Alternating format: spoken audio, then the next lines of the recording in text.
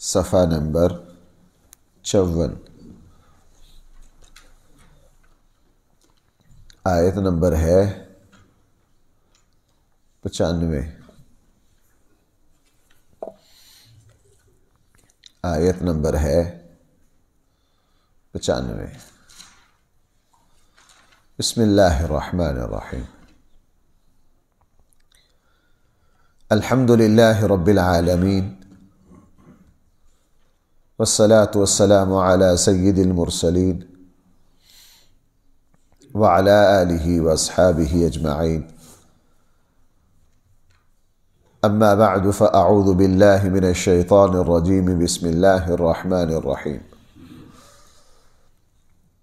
قال فما خطبك يا سامری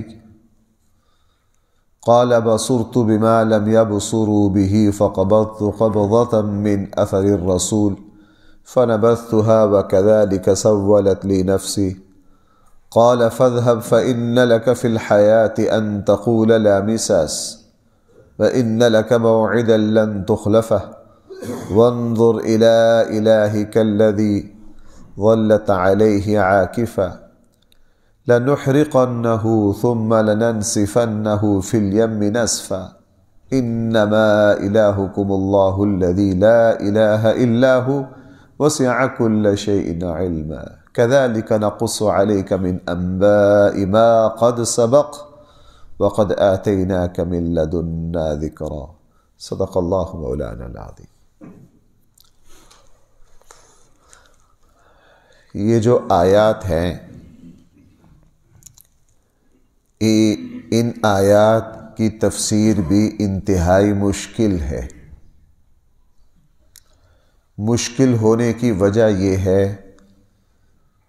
کہ قرآن کریم جس بات کو اجمالاً بیان کرے اس کی تشریح کرنا بہت مشکل کام ہے، چونکہ یہ کس کا کلام ہے؟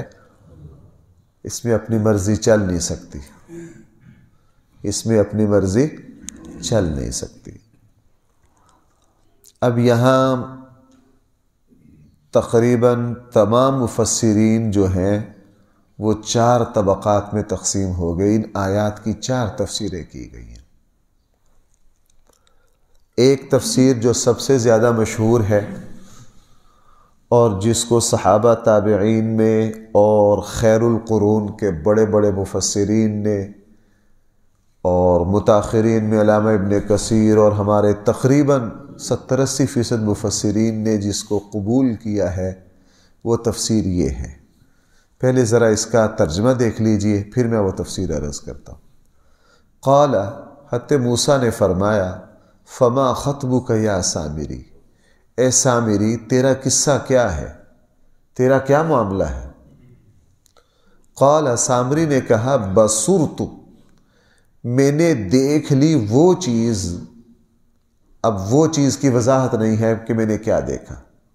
میں نے دیکھ لی وہ چیز لم یبصروا بہ، جس کو لوگ ہرگز دیکھ نہ سکے۔ اب وہ کیا چیز تھی؟ یہ اجمال ہے۔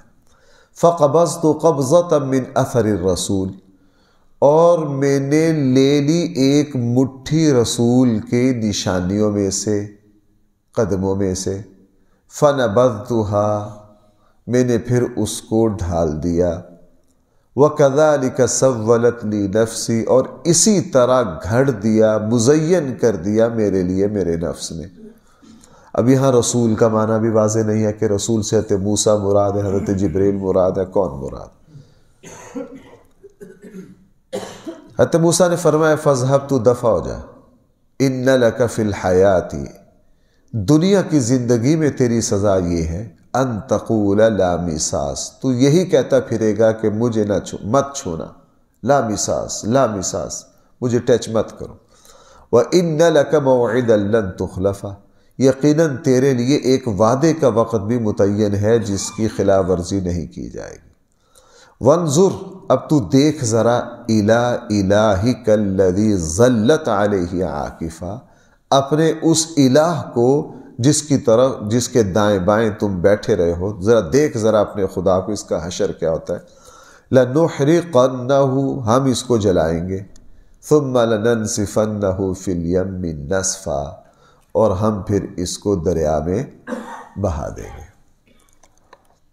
اب ان آیات کی ایک تفسیر وہ ہے جس کو صحابہ، تابعین اور بڑے بڑے مفسرین میں سے بہت بڑی تعداد نے اختیار کیا، وہ یہ ہے کہ حضرت موسیٰ علیہ السلام نے سامری سے پوچھا کہ تو نے یہ کیا خباثت کی ہے، یہ تو نے بچڑا جو بول رہا ہے، باتیں کر رہا ہے، یہ کس طرح بنایا؟ زیورات کو ڈھال کے بولنے والا بچڑا تو نے کیسے بنا لیا؟ سامری نے یہ کہا کہ جو کچھ میں نے دیکھا وہ عام لوگ دیکھ نہ سکے۔ کیا مطلب؟ کہ جس وقت فرعون اور اس کے لشکر کو غرق کرنے کے لیے حضرت جبریل اور ان کے فرشتوں کی پوری ٹیم آئی، جس طرح غزوہ بدر میں آئی تھی۔ غزوہ بدر میں تو صحابہ اکرام نے بہت کچھ دیکھا، صرف کسی ایک فرد نے نہیں دیکھا، بلکہ مقتولوں کے جسموں کے نشانات سے بھی شناخت کر لی کہ یہ مار ہماری نہیں ہے۔ تو میں نے یہ دیکھا کہ حضرت جبرائیل جس گھوڑی پر سوار ہیں، جس طرح حضور سفر معراج میں براق پر سوار ہوئے تو وہ گھوڑی جہاں پاؤں رکھتی تھی وہاں نشانات آ جاتے تھے، گھاس اگ جاتا تھا۔ میں سمجھ گیا کہ حضرت جبرائیل جہاں جہاں سے گزر رہے ہیں وہاں حیات اور زندگی کے اثرات ہیں۔ میں نے وہاں سے فقبضت قبضۃ من اثر، میں نے کچھ مٹھی وہاں سے لے لی، وہ ریت لے لیا۔ اور جب میں نے زیور کا بچڑا بنایا، گائے کا بچہ بنایا، تو میں نے وہ ریت اس میں شامل کر دیا، اور اس کی وجہ سے اس بچڑے میں جو سونے کا بنا ہوا تھا اس میں کچھ نہ کچھ زندگی کے اثرات آ گئی، یا کچھ نہ کچھ آواز دینے لگ گئے، اور میرے نفس نے مجھے یہ شرارت سجھائی اور میں نے یہ کرتب کر لیا۔ ایک تفسیر یہ کی گئی ہے، لیکن بہت سارے مفسرین کی رائے یہ ہے کہ ایک تو آگے پیچھے، بھائی دو چار نا تھوڑی سی باریک سی باتیں ہیں جو عربی گرامر سے تعلق رکھتی ہیں۔ وہ کہتے ہیں کہ رسول آگے پیچھے کہیں جبرائیل کا تذکرہ نہیں ہے۔ عربی کا کچھ اسلوب ہے کہ سیاق و سباق میں کوئی تذکرہ ہونا چاہیے، پیچھے حضرت جبرائیل کا کوئی تذکرہ نہیں ہے، اور یہ رسول اللہ صلی اللہ علیہ وسلم نے اس کی وضاحت بھی نہیں فرمائی ہے۔ جن بزرگوں نے یہ بات کہی ہے ظاہرہ انہوں نے یا تو اسرائیلی روایات سے لی ہے، اور اس کے بارے میں اسلام کا حکم ہے نہ ہم ان کی تصدیق کریں گے نہ ہم ان کی تکذیب کریں گے۔ اس لیے امام راضی جیسے بہت سارے مفسرین نے اس رائے کو قبول نہیں کیا۔ دوسری رائے یہ ہے، وہ بھی تھوڑی سی پیچیدہ ہے، اس رائے کے اعتبار وہ بھی بہت سارے مفسرین نے لی ہے۔ اس کے مطابق مطلب یہ بنتا ہے کہ سامری نے یہ کہا کہ میں نے دیکھ لیا جو کچھ لوگوں کو نظر نہیں آیا۔ کیا مطلب؟ سامری نے یہ کہا کہ میں آپ کے دین کو صحیح نہیں سمجھتا، مجھے آپ کے دین کا غلط ہونا سمجھ میں آ گیا، لوگوں کو نہیں سمجھ میں آیا، اور میں نے شروع میں آپ کے دین میں سے فقبضت قبضۃ من اثر الرسول، رسول سے مراد موسیٰ ہے، میں نے آپ کے دین میں سے کچھ چیزیں لے لی، لیکن پھر مجھے سمجھ میں آ گئی کہ یہ آپ کا دین درست نہیں ہے، تو میں نے پھر اس کو چھوڑ کر میں نے پھر اپنا دین اختیار کر لیا۔ اس کا یہ مطلب ہو سکتا ہے، لیکن اس کے پیچھے بھی وہی بات ہے کہ رسول اللہ صلی اللہ علیہ وسلم سے کوئی اس طرح کی وضاحت ثابت نہیں ہے۔ تیسری رائے یہ ہے کہ اصل میں یہ بات ہے سامری کی۔ سامری کے پاس اس جرم کا کوئی عذر موجود نہیں تھا، اس نے خود سے ایک جھوٹ گھڑ دیا جس کا حقیقت سے کوئی تعلق نہیں تھا۔ سامری نے یہ کہا کہ جی میں نے بہت کچھ یوں دیکھا، جو داستان ہے یہ حقیقت نہیں تھی، یہ کیا تھا؟ سامری کا ایک جھوٹ تھا۔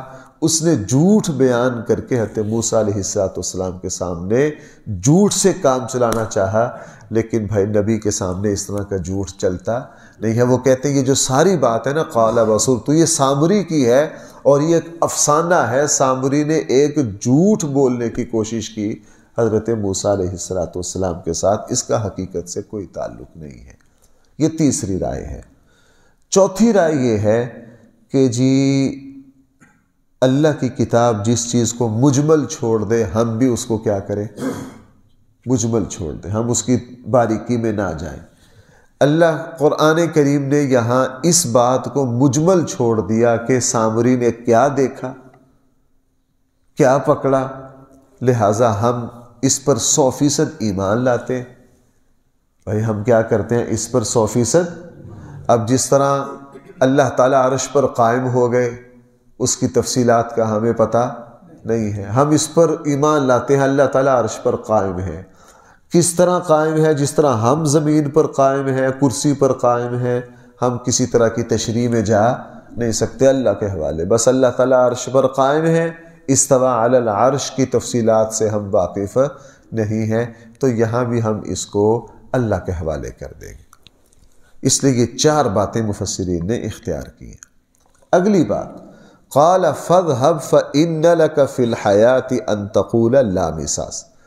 حضرت موسیٰ علیہ السلام نے اسے فرمایا جا، تیرے اوپر اللہ تعالیٰ کی طرف سے اب یہ لعنت برسے گی، یہ تجھے سزا ہے کہ تو ہر وقت یہ کہتا پھرے گا لا مساس، نہ چھونا نہ چھونا۔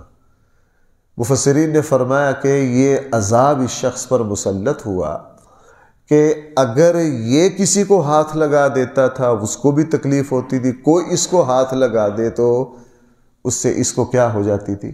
تکلیف ہو جاتی۔ اس کا نتیجہ کیا ہوا کہ سارے لوگ اس سے بھاگتے تھے اور یہ سارے لوگوں سے بھاگتا تھا۔ یہ ایسی تنہائی کی سزا اس نے کاٹی کہ کوئی بندہ اس کے قریب نہیں لگتا تھا اور یہ بھی کسی کے قریب جا نہیں سکتا تھا۔ اس نے اللہ کی مخلوق کو ایک شرارت کے ذریعے اللہ سے کاٹا، اللہ تعالیٰ نے اس کو اسی مخلوق سے کاٹ دیا۔ بھائی میری بات سمجھنا میں کیا کہہ رہا ہوں۔ اس نے ایک خباثت شرارت کے تحت اللہ کے بندوں کو کس سے کاٹ دیا، اور اللہ تعالیٰ نے اپنی قدرت کے ذریعے اس بندے کو دوسرے بندوں سے کیا کر دیا؟ کاٹ دیا۔ یہی اصول میرے اور آپ کے سمجھنے کا ہے۔ یہی بات، ہم جہاں جس چیز کے ذریعے اللہ سے دور جاتے ہیں اللہ تعالیٰ پھر وہی چیز ہمارے لیے کیا بنا دیتے ہیں؟ مصیبت بنا دیتے ہیں۔ ایک آدمی ہے مالی حالت مناسب ہے، گزارا چل رہا ہے، اس میں نماز، تقوی، طہارت، شرافت سب کچھ ہے، اللہ نے مال بڑھایا، جیسے ہی مال بڑھتا گیا آہستہ آہستہ نماز گئی، دین گیا، غرور آ گیا، ظلم آ گیا، اس نے اپنے مال کے ذریعے اللہ کو چھوڑ دیا۔ اللہ تعالیٰ پھر ایک وقت لاتے ہیں کہ اس کے مال کے ذریعے ہی سارے اس سے چھوٹ جاتے ہیں۔ ایک وقت آتا ہے کہ اس کے مال کے غرور کی وجہ سے کوئی بہن بھائی ساتھ نہیں رہتا، کوئی رشتہ دار ساتھ نہیں رہتے، یہاں تک کہ پھر اولاد بھی بغاوت تک چلی جاتی ہے، چونکہ مال کی وجہ سے۔ یہ اصول ہے بھائیوں، ہم جس چیز کو بنیاد بنا کر اللہ کی نافرمانی کرتے ہیں وہ چیز تو بھائی کس کی مخلوق ہے؟ اللہ تعالیٰ پھر اسی چیز کو ہم پر مسلط کر دیتے ہیں۔ اللہ تعالیٰ اسی کو ہم پر کیا کر دیتے ہیں؟ مسلط کر دیتے ہیں۔ ایک آدمی ہے وہ شراب میں ایسا دھسا، بے حیائی میں ایسا دھسا، اللہ کو بھول گیا، سب کو بھول گیا، پھر ایک وقت آتا ہے وہی بے حیائی اور وہی شراب اس کی تباہی کا ذریعہ بن جاتی ہے۔ اس کے گردے فیل ہو گئے، جس کو فلاں مسئلہ ہو گیا، اس کو فلاں مسئلہ ہو گیا۔ اس نے اپنی اس عیاشی کے ذریعے اللہ کو چھوڑا، اللہ تعالیٰ نے اسی عیاشی کو عذاب بنا کر اس پر کیا کر دیا؟ مسلط کر دیا، جو اس کے جسم کو کھا گئی، اس کی عزت کو کھا گئی، اس کی صحت کو کھا گئی، اور جس چیز نے اس کو تباہ و برباد کر دیا۔ یہی معاملہ یہاں ہوا۔ سامری نے خباثت کے ذریعے بنی اسرائیل کو اللہ سے کاٹ دیا۔ اللہ نے کہا لو ہم تیرے اوپر ایک ایسی مصیبت مسلط کر رہے ہیں کہ تو خود بھی سارے لوگوں سے کٹ جائے گا۔ پھر اسی طرح اللہ تعالیٰ نے اس کو کیا کر دیا؟ تباہ کر دیا۔ تیسری بات یہاں یہ ہے کہ سامری نے وہ سونے کا جو بچڑا بنایا تھا، حضرت موسیٰ نے فرمایا ہم اس کو کیا کر دیں گے؟ آگ میں جلا دیں گے اور پھر اس کو دریا میں بہا دیں گے۔ اصولی طور پر سونا آگ سے جلتا نہیں ہے، پگھل جاتا ہے، لیکن آگ سونے کو جلا یہ ایسی نفیس اور قیمتی دھات ہے کہ آگ اس کو جلا نہیں سکتی، پگھلا سکتی ہے، پگھلانے کے تھوڑی دیر بعد سونا پھر کیا ہو جاتا، اصل شکل میں آ جاتا ہے، ویسے ہی آ جاتا ہے۔ یہاں جو فرمایا کہ ہم اس کو جلا دیں گے تو پھر بھائی سونا تو جلتا نہیں، موسیٰ علیہ السلام اور قرآن کیسے کہہ رہا ہے؟ تو مفسرین نے فرمایا جلانے سے مراد یہ ہے کہ اس بچھڑے کو پگھلا کر اور اس کو مٹی میں ملا کر اس کو دریا میں پھینک دیا گیا۔ واقعتاً یہاں حقیقتاً جلانا مراد نہیں ہے، اس کو تباہ کرنا، اس کو برباد کرنا ہے، تاکہ لوگوں کے لیے یہ عبرت ہو، لوگوں کے لیے کیا ہو، عبرت ہو۔ اور ایسا ہی ہوا۔ بھائی بنی اسرائیل نے کس کی پوجا کی تھی؟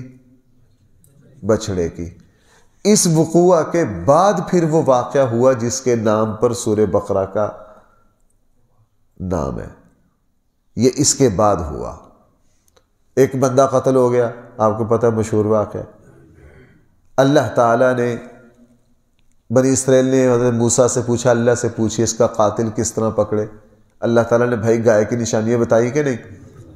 اچھا وہاں کیا حکم دیا کہ اس گائے کو کیا کرو؟ ذبح کرو۔ یہ وہی گائے ہے جس کے بچھڑے کی تم کیا کرتے آئے ہو؟ پوجا کرتے، اس کو ذبح کرو۔ اور تمہیں پتہ چلے کہ جو خدا ہے بھائی وہ بھی خدا ہو سکتا ہے جس کو آگ جلا دے، جس کو خود سے ذبح کرو۔ اب ہندوستان میں ہندو جو ہیں گائے کی کیا کرتے ہیں؟ پوجا کرتے ہیں۔ دو قومی نظریہ کیا تھا؟ ہمارا تمہارا کبھی بھی اتفاق ہو نہیں سکتا، تم جس کو خدا کہتے ہو ہم اس خدا کو کھاتے ہیں، ہم اس کا دودھ پیتے ہیں، ہمارا تمہارا کبھی بھی اس پر اتفاق ہو نہیں سکتا۔ اور یہی انسان کی بے وقوفی ہے، یہی انسان کی کیا ہے؟ بے وقوفی ہے کہ وہ بچڑا جب زندہ تھا اس وقت کچھ نہیں کر سکتا، جب ذبح ہو گیا اس وقت کیا کرے گا؟ اور بنی اسرائیل جو ہیں وہ فوراً متوجہ ہو گئے، چونکہ عموماً انسانوں کا مزاج یہ ہے کہ انسان شعبدہ بازی کی طرف بڑے بھاگتے ہیں، ڈراموں کی طرف بڑے بھاگتے ہیں، حقیقت سے آج کل لوگوں کو دلچسپی نہیں۔ بھئی آج کل وہ ایک پیر کا شور شرابہ بڑا سننے میں آ رہا ہے، وہ دم کرنے والی سرکار ہے، کوئی کہہ رہا جی اس کے 1100 کروڑ جائیداد ہے، کوئی کہہ رہا پتہ نہیں، عجیب عجیب تفصیلیں آ رہی ہیں سامنے۔ اب لوگوں کو چاہیے اس طرح کے ڈرامے، لوگوں کو چاہیے اس طرح کے ڈرامے۔ سیدھی سیدھی بات آتی نہیں۔ کل مجھے خاتون کا فون آیا، مفتی صاحب میری بیٹی کی ایک جگہ شادی، وہ بڑی پریشان ہے، کوئی ایسا ورد بتا دیں سارے معاملات سیدھے ہو جائے۔ میں کہا مجھے ایسا ورد آتا ہوتا تو میں شہر کا سب سے مالدار مولوی نہ بن جاتا۔ میں نے کہا جو ورد میں نے آپ کو بتانا وہ آپ نے قبول نہیں کرنا، وہ ہم نے قبول۔ اب میرے ایک ساتھی ہیں اچھے خاصے دم درود میں بڑا کاروبار چل رہا ہوتا، میں کہا یار نالائق آدمی تو یہ کام کا بندہ تھا، وہ ذی استعداد تھے۔ اب وہ گیا ان کے سارا پڑھنا پڑھانا، اب بڑا ان کا ماشاءاللہ دم درود بڑا چلتا ہے، بڑے وسائل ہیں ان کے پاس۔ میں نے کہا یار تو خود بھی مولوی کا بیٹا تھا، تیری استعداد اچھی تھی، کوئی دین کا کام کرتا ہے، کس کام پہ لگ گیا؟ اس نے کہا مفتی صاحب تنخواہ دیتے تھے مجھے مسجد والے 700۔ کہنے لگا ایک دن گھر میں سویا ہوا تھا، ایک خاتون آ گئی، وہ مالدار گھرانے کی تھی، جی ہمارا بچہ ڈر رہا ہے جی، بہت زیادہ پریشان ہے، آپ اس کو دم کر دیں۔ کہنے لگا وہ بچے کو میں نے تھوڑا سا چیک کیا، اچھی طرح ہاتھ لگایا، وہ دیکھا جو تعویذ گلے میں ڈال رکھا تھا نا، اس کی جو وہ تھی نا ڈوری، وہ سختی سے باندھی ہوئی تھی، بچے کو وہ چبھ رہی تھی۔ میں نے اس کو تھوڑا سا ڈھیلا کر کے سورہ فاتحہ پڑھ کے کر دیا، بچہ ٹھیک ہو گیا۔ بچہ کیا ہو گیا؟ ٹھیک ہو گیا۔ کہنے لگے صبح کو وہ جو بچے کی دادی بڑی خوش ہو کر آئی، وہ ہمارے گاؤں کے چودھری تھے، بڑی خوش ہو کر آئی، مولوی صاحب بچہ آپ کے دم کے بعد ہے، ایویں دا ستا ہے، پرسکون ہو گیا فلاں۔ کہنے لگا مجھے 3000 روپیہ ہدیہ دے کے گئی، میری کتنے مہینوں کی تنخواہ تھی؟ میں کہا یار میں کہڑے کمج پہ۔ کہنے لگا اس دن سے پھر میں چھوڑ کے، کہنے لگا اس میں سارا جھوٹ ہے۔ میں کہا پھر تم کرتے کیا ہو؟ کہنے لگا اگر کوئی غریب آ جائے تو ہم اسے کہتے ہیں کہ تجھے وہاں میں تجھے کوئی جادو جدو نہیں۔ اگر کوئی مالدار آ جائے اس کو نہ بھی ہو تو اس کو کہہ دیتے ہیں تیرے اوپر ہوائی چیزیں ہیں، فلاں ہیں فلاں ہیں فلاں۔ تو اس قوم کو یہی چاہیے، اس قوم کو یہی چاہیے۔ یہاں بنی اسرائیل کا یہی تھا، بے شرموں نے ابھی فرعون کو ڈوبتے دیکھا، اللہ کی طاقت اور اللہ کی قدرت کو دیکھا، اور موسیٰ علیہ السلام کے ذریعے اللہ تعالیٰ کی برکتیں دیکھی، اور وہ سامری نے بچڑا بنایا، سارے نالائق آلتی پھالتی مار کے اس کے دائیں بائیں بیٹھ گئے کہ یہ کیا ہے، یہ ہمارا خدا ہے۔ آج ہمارا مزاج بھی یہ ہے، ہمارا مزاج بھی یہ ہے کہ جو بزرگ گردے فیل ہونے سے مرتے ہیں انہی کے مزار پر جا کے دعائیں مانگتے ہیں کہ یا اللہ، اور انہی صاحب قبر سے کہتے ہیں ہمارے گردے ٹھیک کر دو۔ بھائی اگر یہ گردے ٹھیک کرتا ہوتا تو اپنے نہ کر لیتا، گردے ٹھیک کرتا ہوتا تو ہمارے نہ کر لیتا۔ ہمارے ایک استاد تھے، بہت زبردست آدمی تھے، اور اللہ نے سبق پڑھا رہے تھے، ایک صاحب آگے کہنے لگے جی حضرت کوئی ایویں دا دم کرو میرے گوڈیاں چ درد ہے۔ کہنے لگے میرے اپنے گوڈیاں چ 30 سال تو درد ہے، اگر دم سے ٹھیک ہوتا میں اپنے نہ ٹھیک کر لیتا۔ بندہ خدا کن الٹے کاموں میں لگتے ہو، جا کے اللہ سے دعا مانگو۔ اللہ سے کیا مانگو؟ رسول اقدس صلی اللہ علیہ وسلم بھائی گھوڑی پر سوار ہوتے ہوئے گر گئے کہ نہیں؟ صحیح حدیث میں ہے۔ آپ کے گھٹنے میں چوٹ لگی، آپ کو پتا آپ نے کافی دن نماز کیا کی؟ بیٹھ کر پڑھائی، رسول اللہ صلی اللہ علیہ وسلم۔ اب اللہ کے نبی نے اپنے معاملات کو کس سے حل کیا؟ اللہ تعالیٰ نے یہ رسول اللہ صلی اللہ علیہ وسلم کے جسم اطہر پر یہ بیماری، یہ چیزیں چالو کر کے، جاری کر کے مجھے اور آپ کو سمجھایا کہ سارا کچھ کس سے ہوتا ہے۔ لیکن جب قوم بے ایمان ہونے کے لیے تیار بیٹھی ہو تو بھائی پھر ایمان کو تو خراب کرنا ہی ہے، ایمان کو تو کیا کرنا ہی ہے؟ خراب کرنا ہے۔ ہمیں عجیب سا دین چاہیے، عجیب سا دین چاہیے۔ اب کل ہمارے یہاں جو دوست کام کر رہے ہیں، مفتی صاحب آج جلدی جانا ہے۔ میں کہا جی تمہیں کیا ہو گیا؟ کہنے لگا جی آج ساری رات عبادت کرنی۔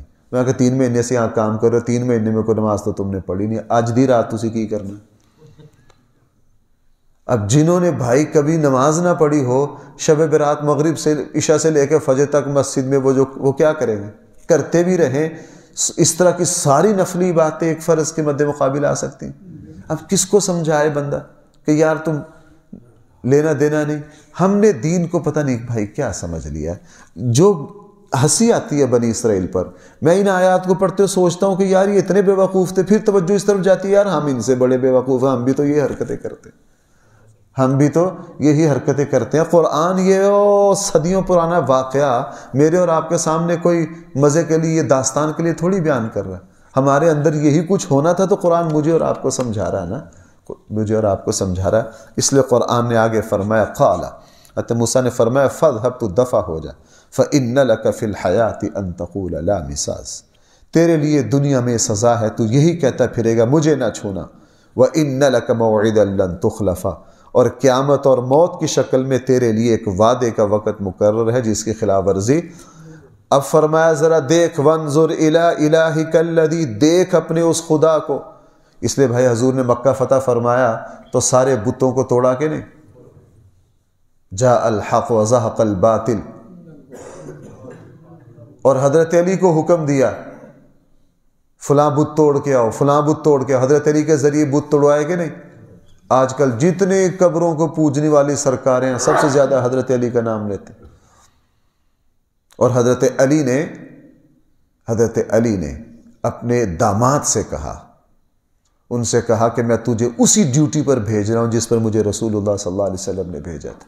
جاؤ فلاں فلاں علاقے میں جاؤ، وہاں اس طرح کے بت ہیں، ان کو توڑ کر آؤ۔ مجھے اللہ کے نبی نے اس ڈیوٹی پر بھیجا تھا، مجھے اللہ کے نبی نے اس ڈیوٹی پر بھیجا۔ طائف کا بڑا بت جس میں سونے کا سونا تھا، ابو سفیان اپنے سسر کی ڈیوٹی لگائی مکہ کے سردار کی، تم جاؤ اس کو توڑ کر آؤ، تم جاؤ اس کو توڑ کر۔ سارے بتوں کو توڑوایا رسول اللہ صلی اللہ علیہ وسلم نے، بتا دیا کہ یہ کیا ہے، بتا دیا یہ کیا ہے۔ میں کئی مرتبہ بتایا، میں 2005 سے لے کے 10 تک مجھے جہاں پہلے کام کرنے کا موقع ملا، میں مدرسہ میں سب پڑھانے جاتا تھا، وہاں بالکل گٹھیا کا مریض، بالکل ہڈیوں کا ڈھانچہ، اس کے قریب سے میں رستہ بدل کے گزرتا تھا، قریب سے گزر جاؤ نہ تعفن سے دماغ جل جاتا تھا، ننگا،